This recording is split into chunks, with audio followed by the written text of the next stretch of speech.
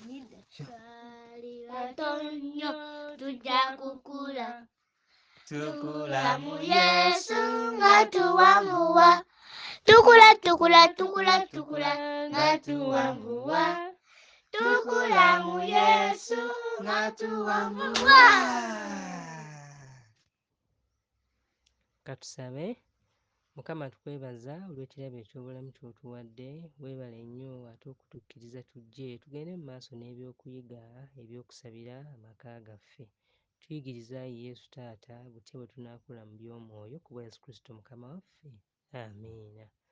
Omwagalwa awuliriza nkwanirizaako mu nnyera ya Mukama waffe Yesu Kristo.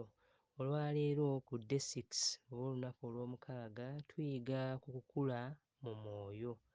Olunyiriri lwaffe olw'okujjukira tugenda kuluggya mu kitabo kya Luka essuula 2 olunyiriri olwa 52 nga lugamba nti awo Yesu ne yeeyongerangako amagezi n'okukula ne mu kisa eri Katonda n'eri abantu. Ebikyusa ebimu byogera nti awo Yesu n'akula n'afuna okuganja mu maaso ga Katonda ne mu maaso g'abantu. Omwagalwa ng'oli eyo ng'otuwuliriza ng'oli mu maka, kitugwanidde nnyo okukula mu by'omwoyo. Nga omwana omuto bw'azaalibwa n'alyoka n'ayonka ebbeere, bw'amala okuyonka ebbeere n'agenda ng'akula avumbavumbamu, tumulaba omwana oyo nga atuula. Omwana oyo bw'amala okutuula ayavula, bw'amala okwavula omwana oyo tumulaba nga yeetengerera, ekivaamu n'anywera n'ayimirira, n'amala okuyimirira n'atambula, era ekiva mu kutambula n'okudduka n'adduka. Prosesi eyo yonna omwana oyo ava ku kunywa amata n'agenda nga bamunyigirayo akamere awo akagonvugonvu, ekivaamu n'ayongera okulya n'emmere enkalubo. Naffe nno kye kimu ng'Abakristaayo. Bwe tukkiriza Yesu Kristo ne tujja okubeera abaana be, agenda atulera, agenda atukuza.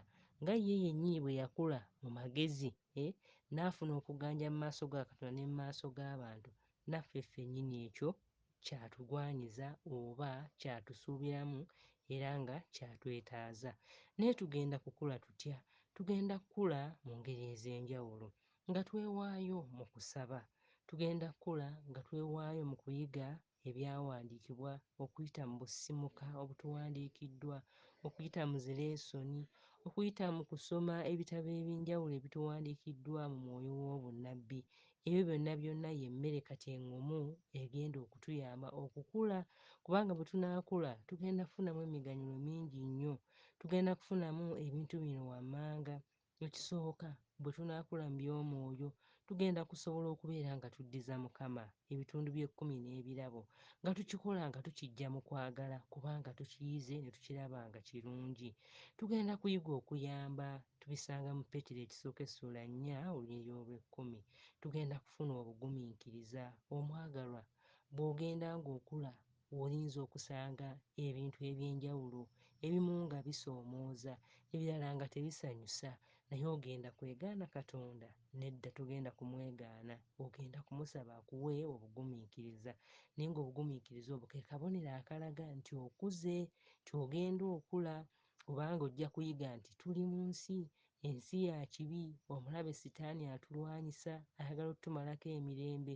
Kati bw'oba ng'ojja oyiga, olya emmere ey'omwoyo, oyiga ku bugumiikiriza n'ogamba Mukama, embeera eno si ya lubeerera kubanga ggwe okyogedde, era n'obeerawo. Oyiga okugumiikiriza abantu abalala, Baluumi 12 essuula olunyiriri olw'omunaana. Era omuntu akuze mu by'omwoyo tumulaba nga tamala gatwalibwa, olwo luli Baluumi 12 olunyiriri olw'e18. N'ekirala, omuntu akuze mu by'omwoyo tamala gatwalibwa njigiriza nkyamu. Tubisanga mu kitabo ky'Abeefeso essuula 4 olunyiriri olw'e14. Mukwano gwange ali eyo, tuyiga ku kukula mu mwoyo. Okukula okwo okw'omwoyo okwetaaga, nange nkwetaaga.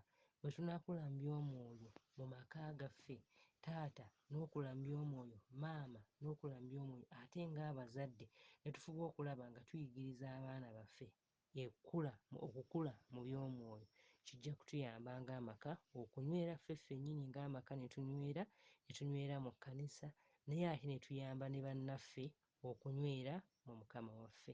Saba Mukama atuyambe nga tufuba okulaba nga tulya emmere ey'omwoyo, nga tulya emmere ey'omubiri kate kakitwale nga kikulu n'okulya emmere ey'omubiri n'ey'omwoyo, olwo tusobole okubeera abalamu.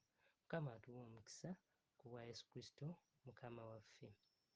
Amiina. Katusabe. Mukama Katonda ffe tukwebaza olw'ekirabo ky'obulamu ky'otuwadde. Mukama Katonda ffe tusaba nno buli kinnoomu omu ali mu maka gaffe asobole okukula, akule mu buvunaanyizibwa, mu lunaku olweyongerayo abeere ng'ayaayaanira okulaba ng'akyuka, era bw'akyuka asobole okubeera ow'omugaso mu maka ate n'okuyamba mu by'omwoyo, ye n'ab'omu maka ge ne baliraanwa be n'abantu bonna b'atabagana nabo. Tukwebaza kubanga owulidde okusaba kwaffe mu linnya lya Yesu Kristo Mukama waffe. Amiina.